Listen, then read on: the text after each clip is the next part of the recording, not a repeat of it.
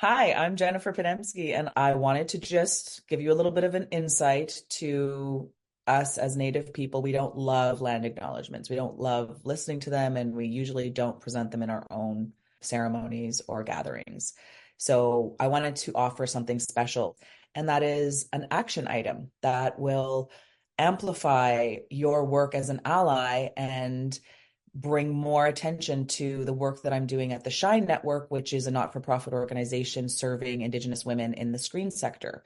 So we've created a course, the first one of its kind in the world. It's a cultural sensitivity course for the Canadian screen sector, and it's available for free at theshinenetwork.ca. It's called Pact, and I would love for you to take it. And that's my land acknowledgement. This is an actionable way you can showcase your allyship.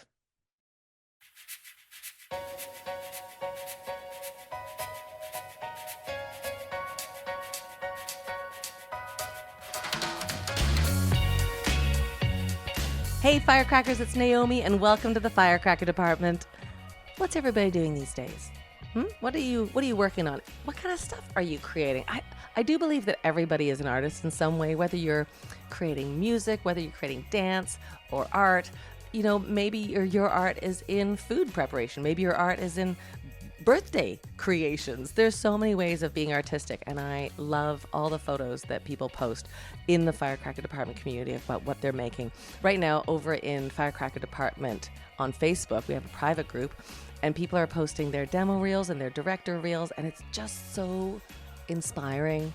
I think that word is probably overused, but I do feel inspired by it. I see all the things that people are creating, and it really challenges my brain to think, what am I creating, and what's my point of view through the art that I'm creating. So thank you everybody for all the things that you're posting.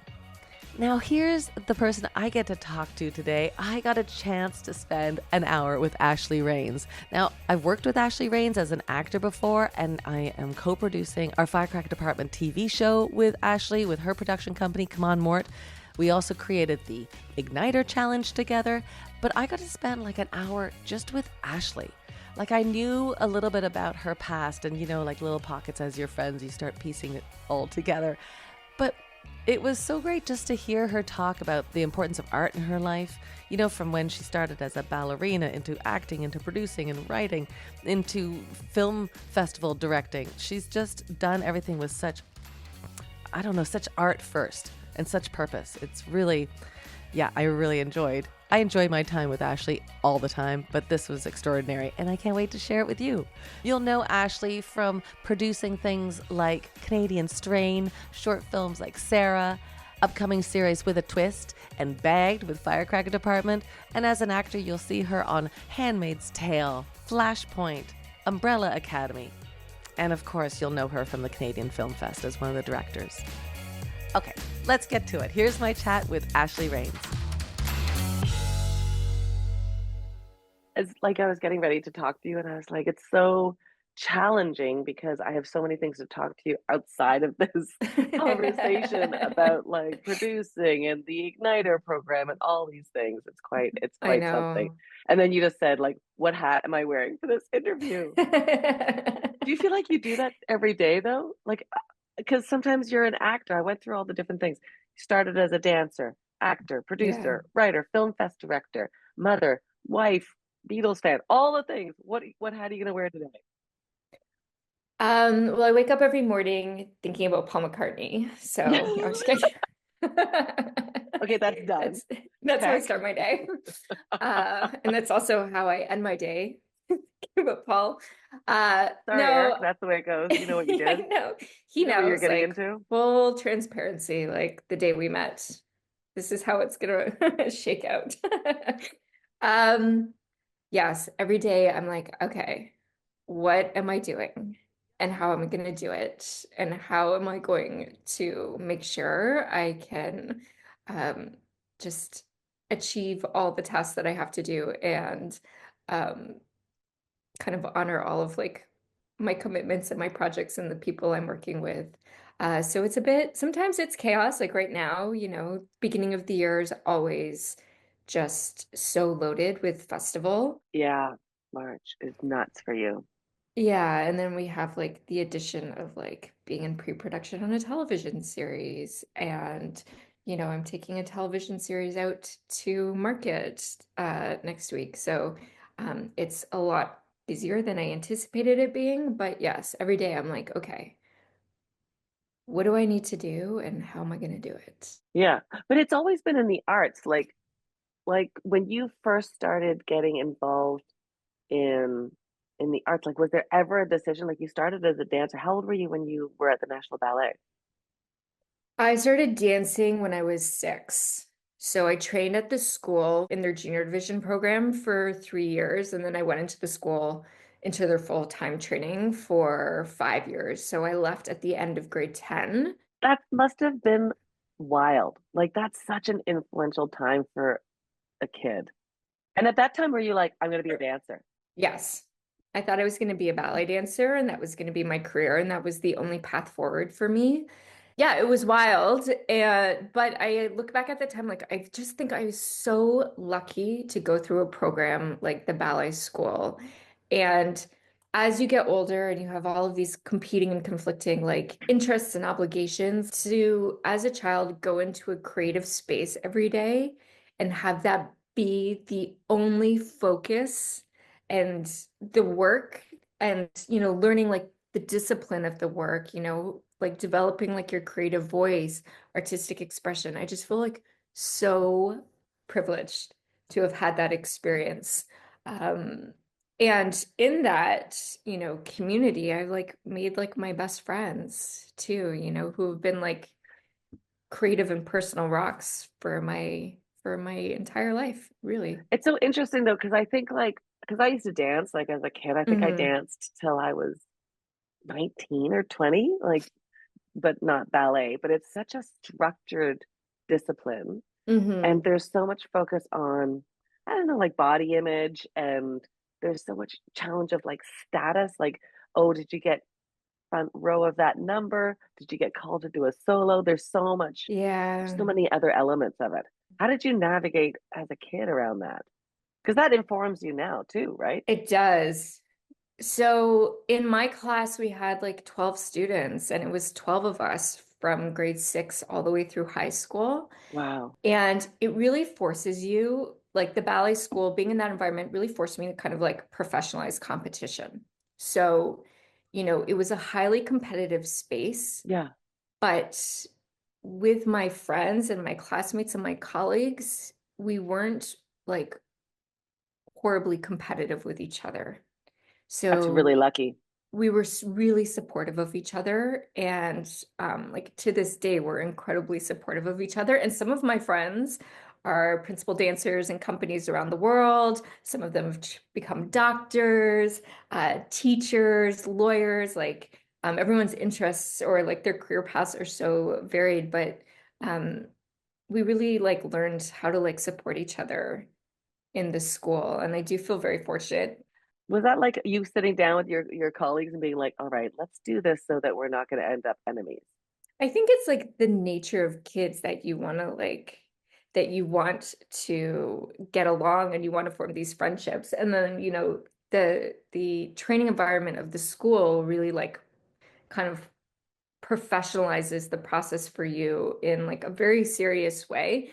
And there are all of those external pressures of like, of course you have those body image issues. You have like, you know, um, a lot of like perfectionist tendencies, a lot of like goals that you want to reach. You do want to take the next steps in your career. And because, ballet careers start so young, you're thinking about that very young. But I think because we were such an isolated, you're so isolated in the community and it's so small that like you're forced to kind of find your way through it. Like either you're going to do it supporting each other or you're not. And, I don't think it was just my friends. I think like, but maybe it is like we were just really lucky to say like we like madly love each other, we support each other, and we're gonna help each other like through the process. I've taken that with me, in my career, in all of the variations of my career. That's really important to me. It's true. I see that working with you for sure. And what was the time? Because also, I think when you're a kid and you're dancing, all that you can envision is the steps to becoming a dancer, a dancer, a dancer, and a dancer. And then was there a time that you went, oh, that's not going to happen anymore? Like Yes. that must have been devastating. I mean, not to make you focus on the devastation of your life, but No, it was a really like tough and good life lesson every year at the ballet school. And I don't know if it's the same still, but when I was there, you have to re-audition every year. It was called assessment. You have to go through an assessment process.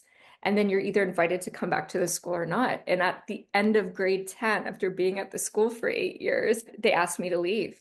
And so I went from being in this like again, super like sheltered, isolated environment, like with one single focus to going to a public school in downtown Toronto with like thousands of people. It was culture shock. It like blew my mind open of like, now what do I do? You know, at 60, 17 years old saying, what do I do now? And like thinking about like post-secondary education and finishing your high school diploma and all of the steps outside of like getting a job, like all of the steps outside of a ballet career that you just like don't even consider when you're in the thick of it. that must have been, I mean, again, it feels like you're way too balanced to have gone through those kind of traumatic events. It's a hard thing to navigate as a teenager, going to a public school for the first time with, you know, hundreds of kids who have very different life experiences than from where I came from was truly like eye-opening. But I'm also like super grateful for those friends at Harvard Collegiate Institute. Shout out, shout out. But you could have gone two ways. You could have gone, in the way of like 90-degree turn and just like drugs and alcohol and let's just party because you haven't been doing that. Right. I don't think that's your jam, but Well, I did it a little bit, okay, by the way. But like hardcore, was that like were your rebellious years when you first got into public school? Like the one rebellious act I did when I left the ballet school was I cut all my hair off, which sounds so silly, but No, no, it's a huge deal because you're not allowed to cut your hair. You have to look all the same. exactly. Yeah, so I like chopped my hair off. I wore a uniform my entire life, so I was like, oh, I get to buy clothes now. So I had like two outfits that I would wear to school. You know, it was like, So rebellious. yeah, trying to like wear nail polish. I wasn't allowed to wear nail polish, so it was like wearing nail polish to school, like little things like that. And then, getting into like what the kids were doing, trying the things. But I think, yeah, I was fortunate to have like good friends and good teachers and good family to support me. So if you could take one thing, I feel like I want to go through the chapters in your life because I think so often we do have to pivot, but you've become a professional pivoter, it feels like. Even before the word pivot in Hmm. COVID times was Hmm. like thrown around so much. But like what do you think the biggest lesson you took away from your time as a ballet dancer was? I think it's probably discipline and it's probably, pivot or kind of like Mm, resilience. Like what I know about me is I have a creative drive that I cannot ignore. And I've tried. I worked in government relations after I graduated I university. didn't even know that. Yeah, I worked in the corporate world for a while. Yeah. And I thought, I will get a real job in an office, Bay and Dundas, wear like clothes, commute, all of the things. And my body like truly like rejected it. Like I couldn't, I was started having anxiety attacks going to work on the subway because my body was like, you are ignoring Yeah. such a huge part of yourself. And I think, my experience as a ballet dancer, I thought, okay, I'm going to be a ballet dancer. And then I was like, okay, I'm not going to be a ballet dancer. So what is that next thing? Like, how am I going to satisfy my creative voice? And that's like just been the constant in my career, whether it's acting. Right, but did you go to acting after ballet dancing?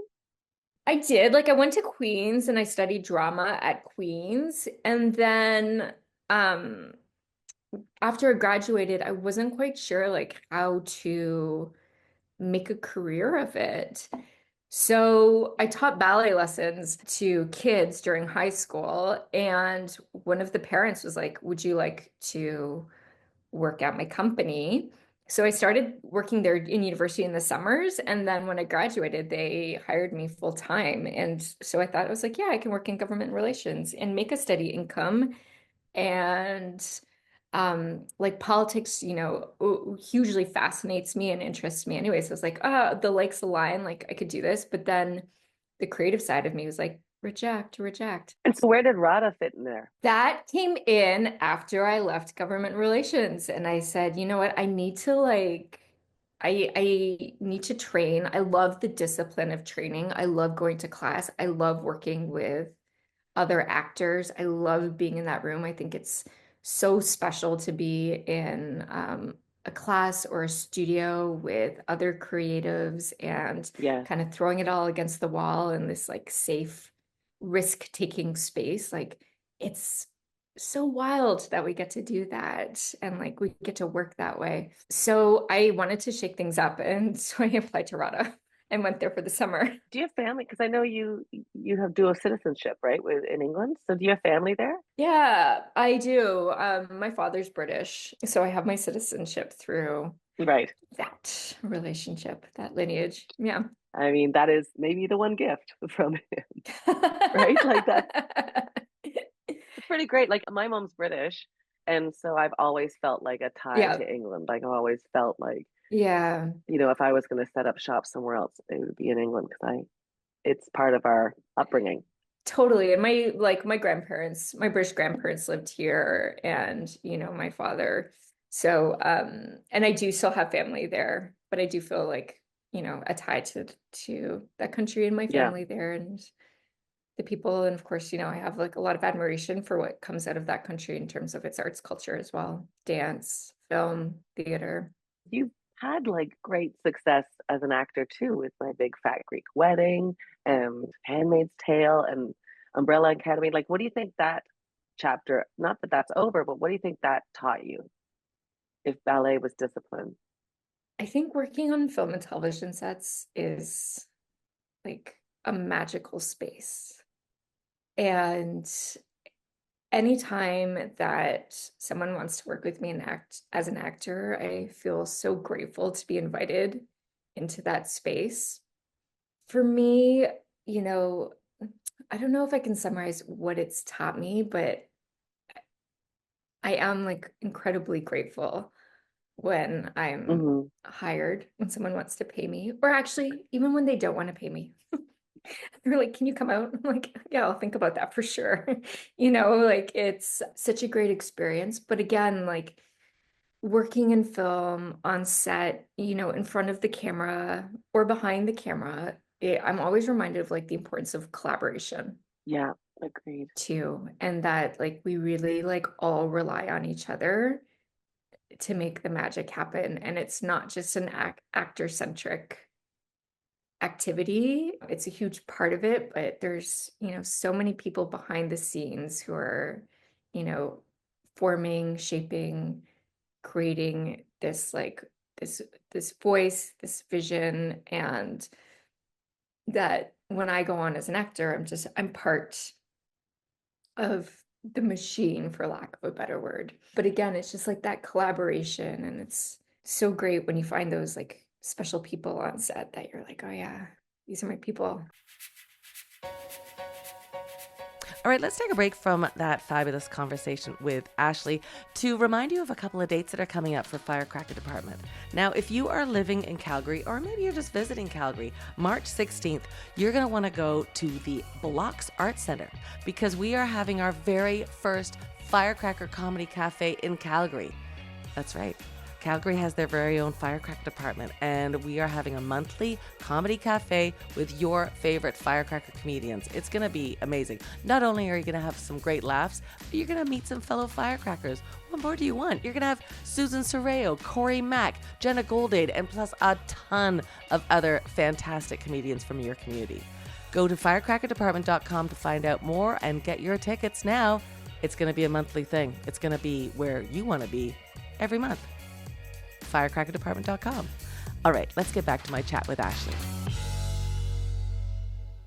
Did you, after dancing, did you think that it would just be acting? Because you then flipped into Was writing more paramount, or was it producing that came into play? I thought I was only going to be an actor, and then did a lot of roles where I played the woman who violently dies at the beginning of horror films or television series. And you know the story, but I was on a series, yeah, and I was like lying in on the dirt floor of a forest, and it was cold, and I was had all these like prosthetic guts hanging out of me, and like, wardrobe had like put like multiple push-up bras on me, and I mean, how many push-up bras does one need, really, if there's multiple? clearly I need a lot. I had like they were like, yeah, they were like I should have had prosthetic breasts. No, I'm just kidding. And what my scene partner was like looking down on me on set, and she was just like shook her head, and she was like, they always do this to us. And I knew exactly what she was talking about, that women are many times are sacrificed at the beginning of stories in violent ways to like further a narrative that doesn't have to be. And from that, I was like, why am I doing roles like this? And I felt just like personally, I was like, I didn't go to theater school. I didn't train to only play Yeah. roles like this. And so then I was like, well, then what are you going to do about it? So I thought, well, I'm going to start producing so I can have a greater voice in the kinds of projects that I put in the world for mainly other females, but also for myself. So I wrote a short film, and it was a dance film, and I applied for a Bravo Fact grant, and I got funding for it, which was wild because I'd never produced anything, I'd never written anything. And then I was like, okay, Yeah. now I got to go. So I was really lucky to partner with Kristen Sombarak, who is a producer, and now she works, she's an incredible costume designer. But Kristen came on and worked with me as a producer and taught me about producing and like fully supported me through the process. And then after that short, I was like, oh, I really need to learn how to do this. So Yeah, because you had never produced before. Like you were just like, I'm just, no, what made you think you could? Like, what made you even, I thought I had all these transferable skills, which in a way you do. Like as sure. an actor, like when you've been on set for a long time, you know how things are supposed to run. And as an actor, your instincts are really sharp, and Yes. you're like, oh, this isn't like running right. Something's off in this production. So I was like, I'm gonna take that and transfer it to producing. And then I was like, when I was working in government relations, I was doing a lot of event work, and I was like, it's just going to be like an event. I'm just going to like produce it like an event, which it kind of is, but it's also really not. No, I think there's a lot of like those, it's putting a bunch of pieces into place, right? Yeah, exactly. That's it. You've got this puzzle and you're putting the pieces together, but it didn't have like a really like well-defined like knowledge base of production to like do it in a no stress way. I was like highly stressed, and I was like, oh, Right. this feels traumatic.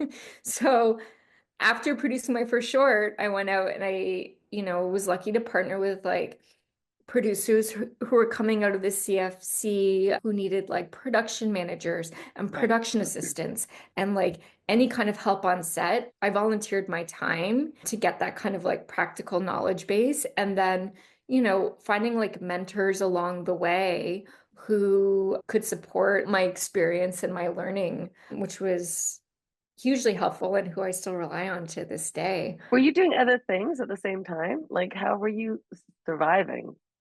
Like, if you're volunteering all over the place, and producers, for folks that don't know, do not make a lot of money. Like, it's until you hit like the top echelon of things. Yes, I was like working in marketing. I was hostessing at restaurants. I was doing temp Oh work. my That God. was something I would do. I like worked in a temp agency, and then I would like only take reception jobs, like short contract reception jobs. And then I would sit on the internet and like study script writing. Right. And then I'm like, I'm just getting paid to learn how to write right now Love it. and answer the phone every 30 seconds. I was just trying to find like creative ways to like make money as well as learn. Is that when you went to the Stowe Producers Lab? I went to that a couple years ago. So like that, you'd already established yourself as a producer by that time. Like you'd produced, Hmm. I feel like you'd already produced Canadian Strain at that time, yeah? Yeah, before Stowe, I produced Canadian Strain. Yeah. So you were already in the works as and people like I knew about you as a producer, like as a like indie producer, which I was always so fascinated with because I don't think it's easy to produce anyway. And then to produce indie is like a whole other level of challenging. So but you knew you liked it. You knew you were like pursuing it enough to start pursuing it in elements of like the producers lab and things like that. Yeah, I get a lot of satisfaction supporting other creatives and seeing like projects through. It's like I really truly like love working with other creatives and I love supporting their vision if I'm aligned with it, of course. Like I have to like love the project, I have to love the person, and if there's no money, that's fine because I love the project and I love the person. I'm never going to take on a project that I'm not prepared to spend like years of my life Right. with Yeah. someone on. There's no money that can compensate that. Actually, that's not true. I mean, like if someone wants to throw serious, serious money at me, there might be a conversation. But Yeah, it's not your first. It's not your first instinct of like how much are you paying me? Yeah. that's, not part of kind of like my principles or my belief system. It's like people, project, and then like let's see what we can do. And I think, within those restrictions, there's always like awesome creative discoveries and, creative ways of working. So yeah, I've like produced a feature, television series, lots of shorts and working with lots of awesome creatives. And I'm so happy to like, have like repeat projects with people, meaning, or I should say, like that we continue to work on projects together and finding those like partnerships and relationships that, can move project to project. You had to write your first short film. So did you get introduced to your love of writing then? Because it's interesting. Sometimes people like I produce so that I can be an actor, but it's almost like you produced and discovered you liked writing.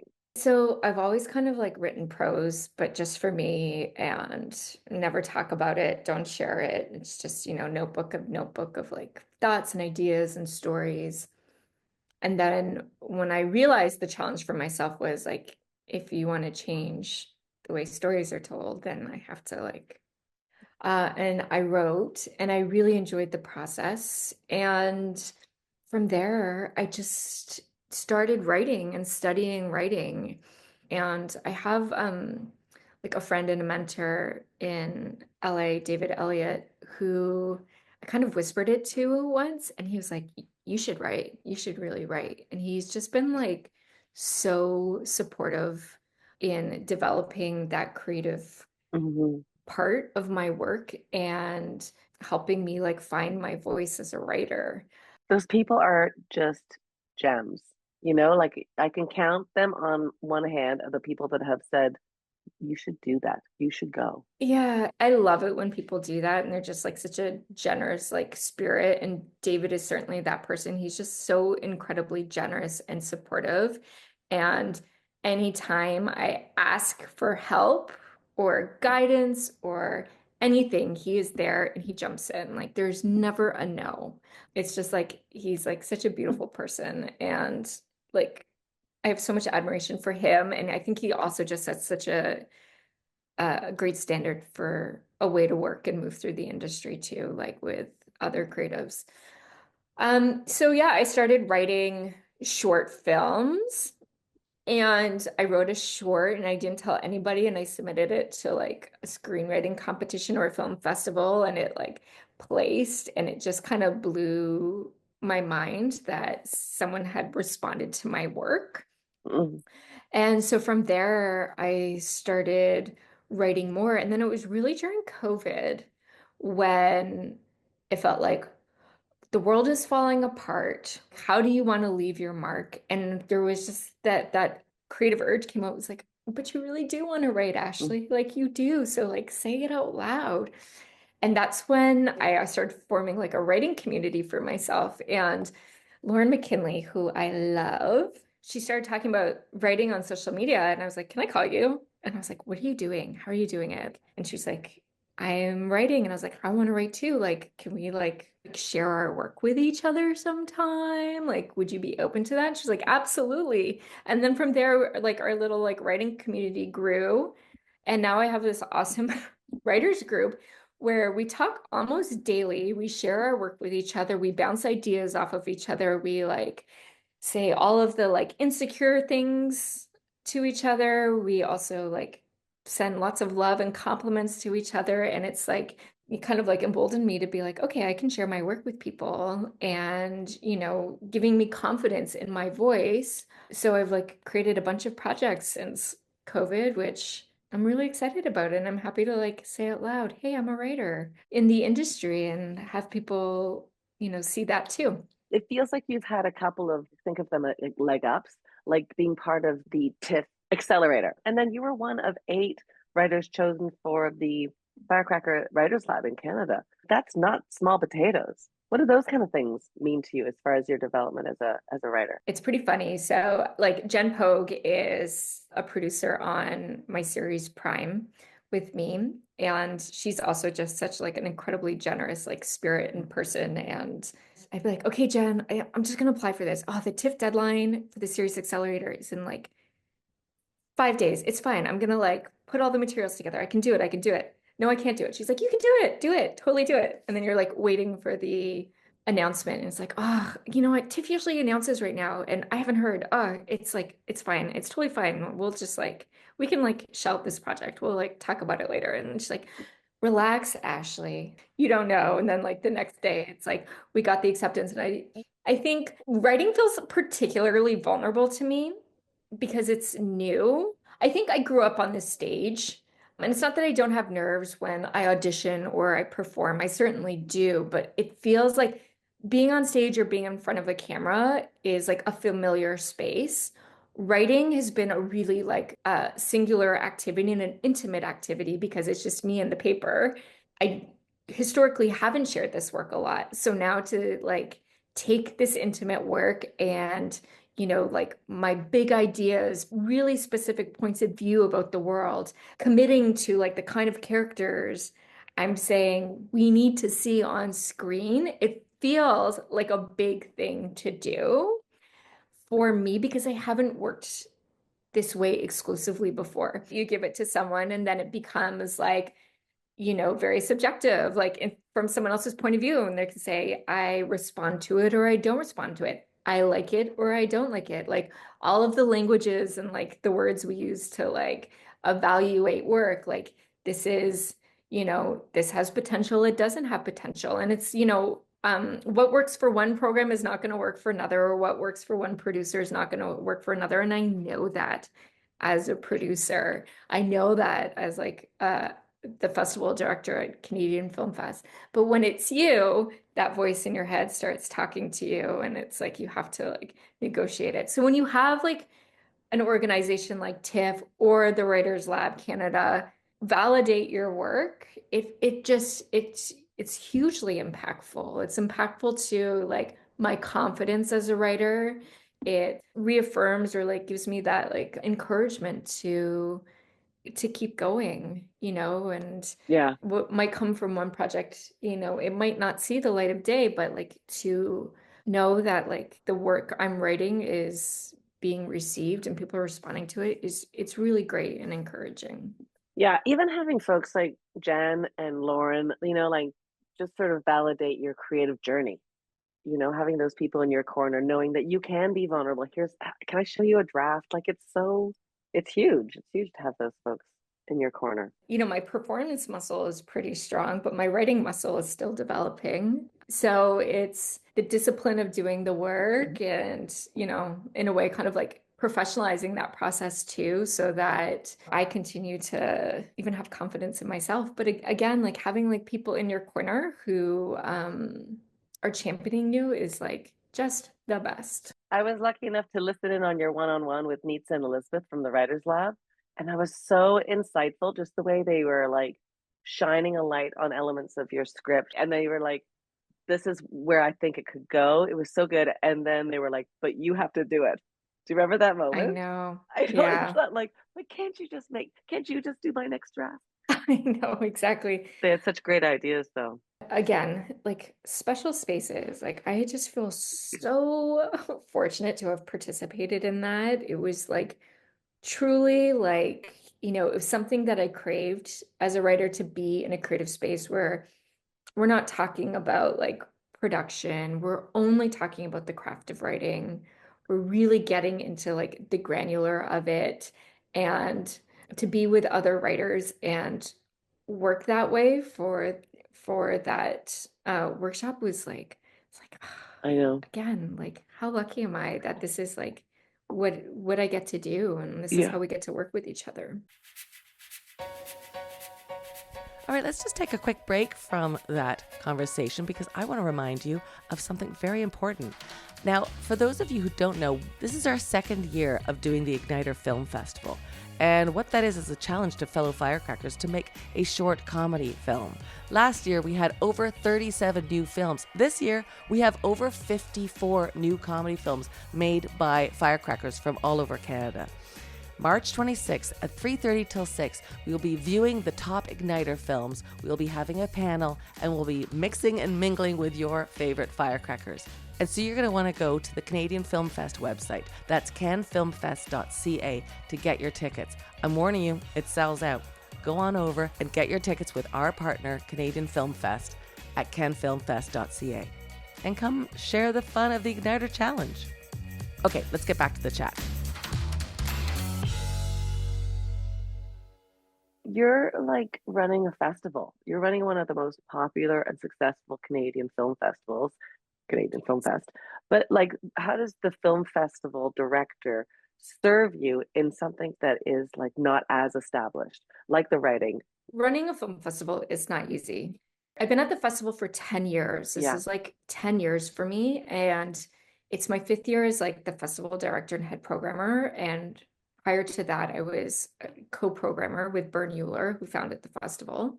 But running the Canadian Film Fest, this year's our 19th edition. Every year, like a lot of festivals, we're at the mercy of like funding and what's possible within like what feels like always kind of like shrinking like parameters. But thank you to all of our sponsors who continue to support us. Like it's so vital to have that like community and government support. And I think about like, okay, with all of the challenges, the logistical challenges of running a festival, like why? It's like, why do we do this to ourselves every year? Yes. But it's truly like I love championing other filmmakers and I I see love that. elevating work. And if there's an opportunity to platform a filmmaker that helps them take their next step in their career, whether that's doing their next project, whether that's, creating the track record for their telefilm funding, whether that's opening the door for another professional development activity, anything that can help filmmakers take that next step. If I have the resources or the means to do that, like I'm really happy to do that for filmmakers. And I think Canadian filmmakers are some of the best filmmakers in the world, and platforming Canadian content and making noise for it and like Hmm. saying like out loud, here we are, look what we're doing, is so necessary both domestically, like in our country, as well as like internationally. I see that in you, Ashley. I find myself like formulating questions for you that people have asked me. Like, if you want to be a writer, why don't you just write? But like, I see that you're so passionate about each one of these things. So Mhm. when you get an acting gig, you're like full on, both feet in. And same with writing, same with producing, same with the CFF work.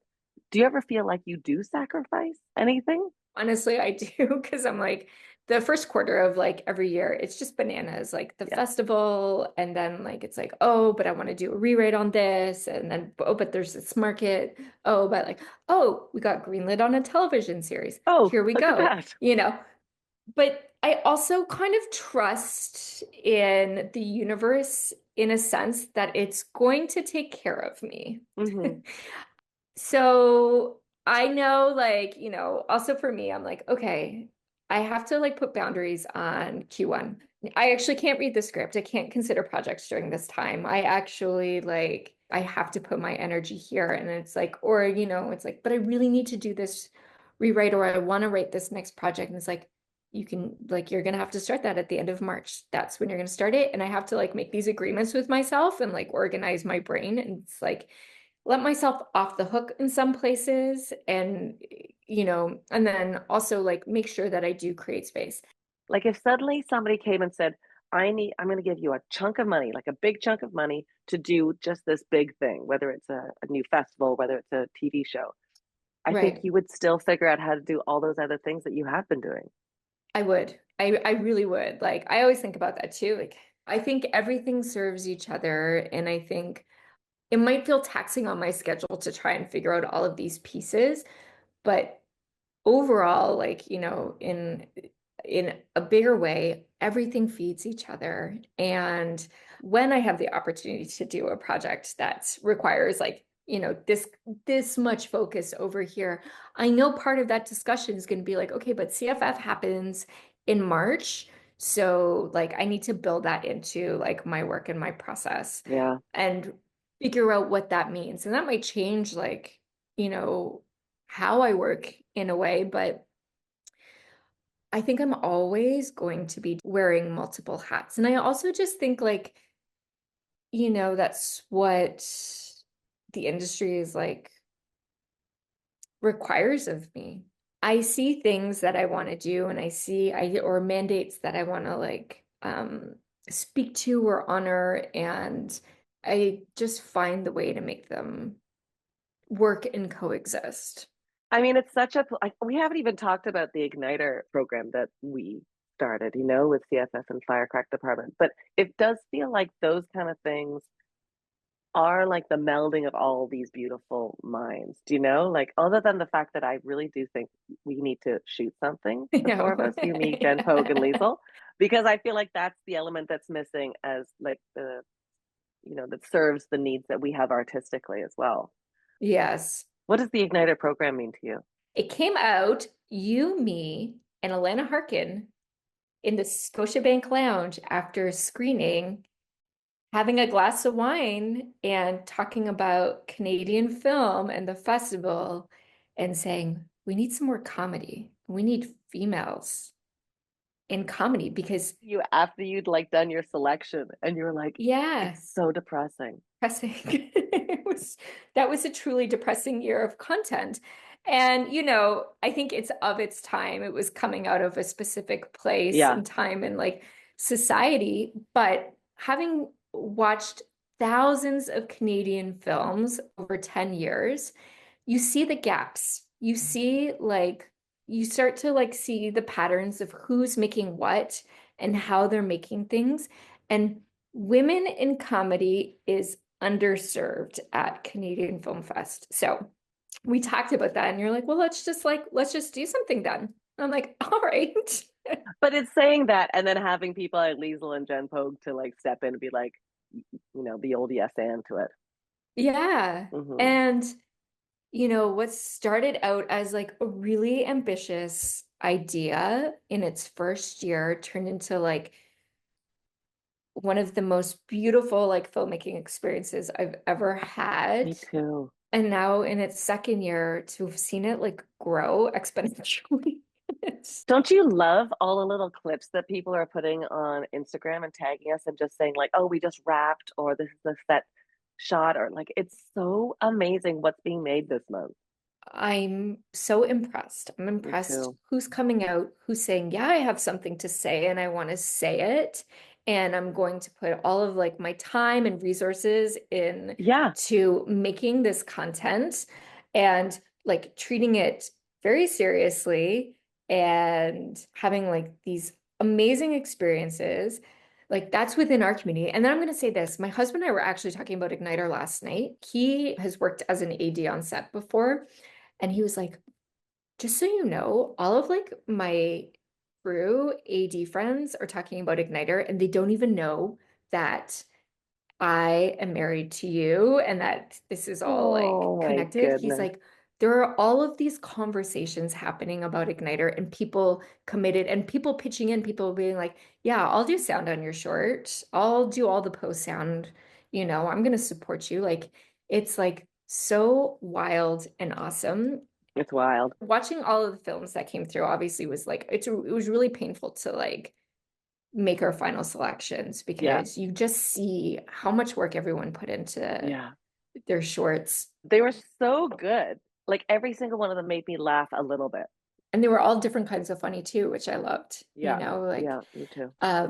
really like different like types of comedy and really like some like really creative interpretations of the parameters and like the execution.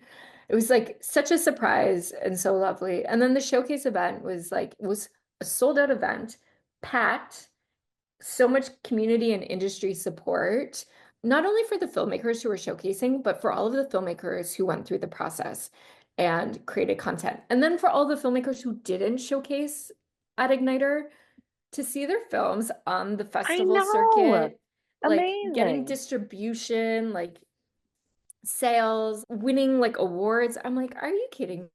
Just like truly the intention has been like satisfied.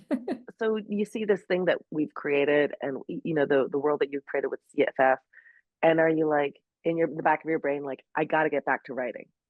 Yeah, and I think, like, and that's what I mean. Like, I have to like let myself off the hook because the impulse is in me. It's like, you should be writing, Ashleigh, like, right, Hmm. right, right. But it's like, actually, you cannot be writing right now. You've got competing like interests and obligations. Yeah. And, it's not that it's not a priority, but it's like, after the festival, I'm gonna be like, don't talk to me, anyone. I will see you like in the fall. But I think that's your ballet discipline, because sometimes I feel like after big things like the festival or big events, I'm like, I gotta shut down. And then I allow Hmm. myself to not do the thing that I said I was gonna do because I need Right, time, or, need to eat bonbons, right. whatever. So I think that having a start date for your projects, even though there's no deadlines that are imposed on you, I think that's really important.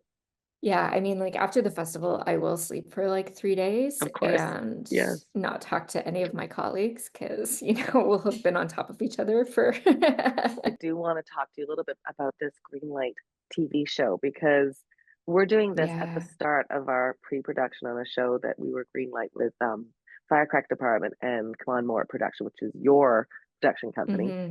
And we're just getting started. So Hmm. this is such an interesting time because Igniter is up and running. CFF is way up and running as far as like building it. But then Hmm. there's this new seed that's been planted with the TV show that we're working on. That's working title is Bag. So how does that Yeah. fit into your creative, I don't know, trajectory?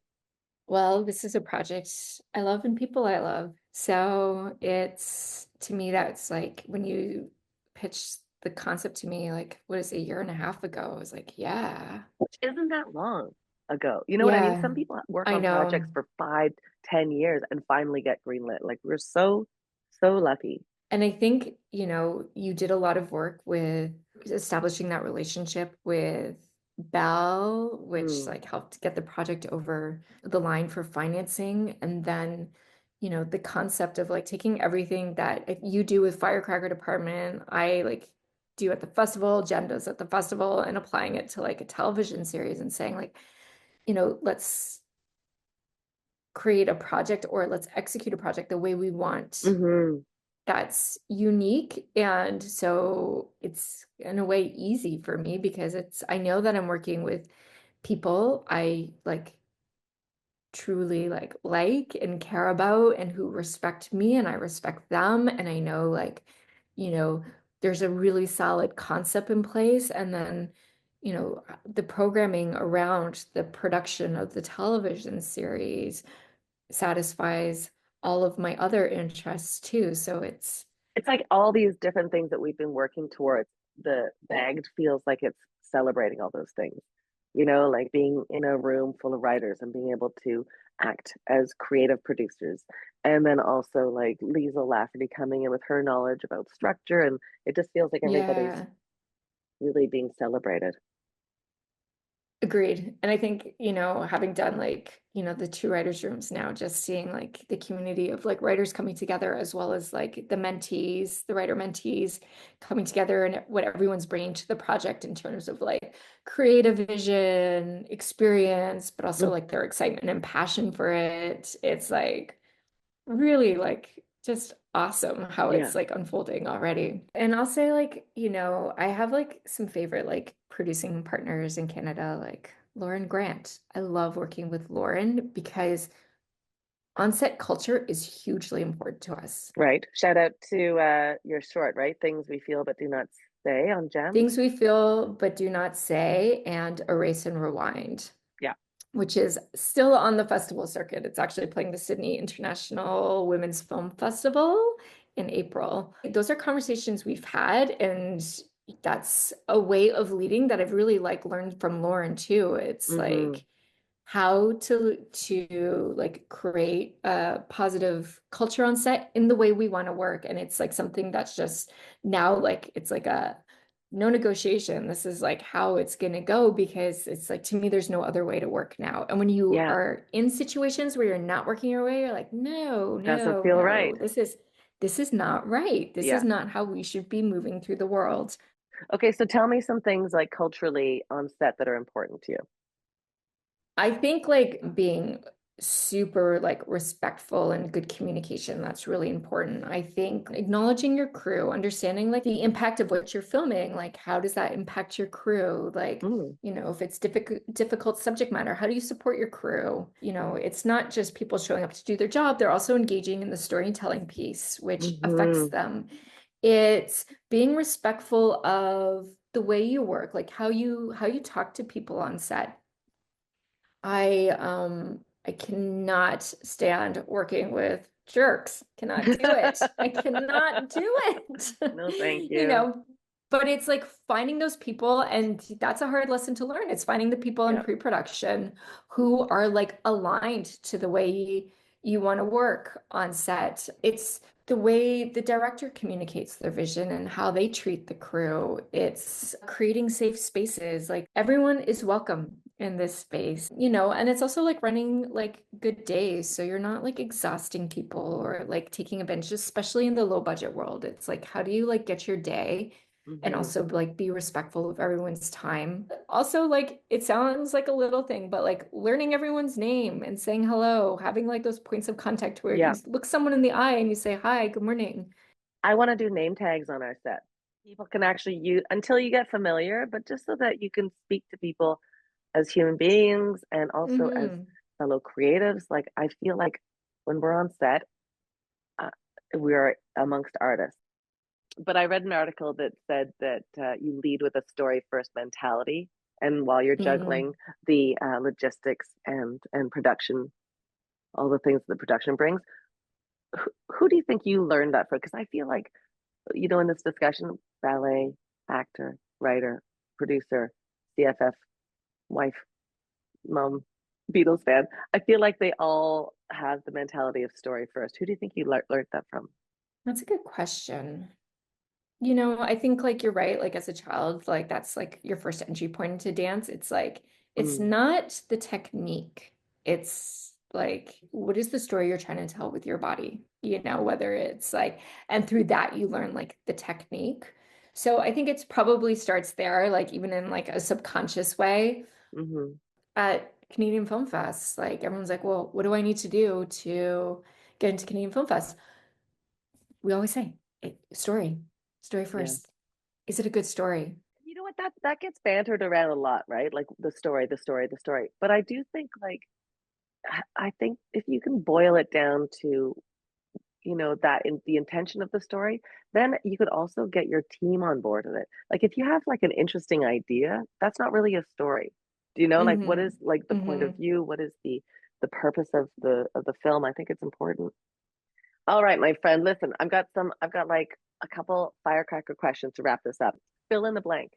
To me, a firecracker is, I'm gonna say like an initiator. love it. What do you want to be best known for?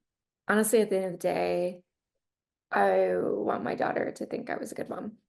In a really like simple sense, I want to have that impression on my daughter the same way that my mother had on me. But to support that also, when I look at like what I want to create and what I want to produce and put in the world, I always say that it's to create a legacy of the female experience for my daughter so that she knows like that she's not searching for this content as she grows up and gets older, that she has like all of like this like great collection of work as a reflection of the female experience and all of the variations of that experience within a lifetime. So I love that. What's something that people don't know about you? three people know this, four people know this. I joined a choir this year. I love that. I didn't know. I haven't told anyone, and I wasn't gonna tell anyone, but here we go. Nobody knows. It's with my ballet school friends. There's three of us. We go to choir on Monday nights. It's in the first quarter of the year, which is, I don't know why I committed to doing this, other than I wanted a creative experience and I needed a new outlet. Yeah. So we are actually in a choir with our music teacher from the ballet school so we haven't like, we studied with him when we were 13 years old. So like 30 years later, we are reunited and in a choir. I love that. That's good. Okay, final question. What advice that you would have given a younger Ashleigh Rains? Don't hesitate. I think a lot of times in the industry, like, again, like one of those phrases that's tossed around a lot is like, what is your voice? Know your voice. And I felt like that was kind of like an oppressive question when I was younger, because I was like, I don't know, what is my voice? Like, I don't actually know. Like, I can't articulate that succinctly. So if I can't articulate it succinctly, then I can't do it.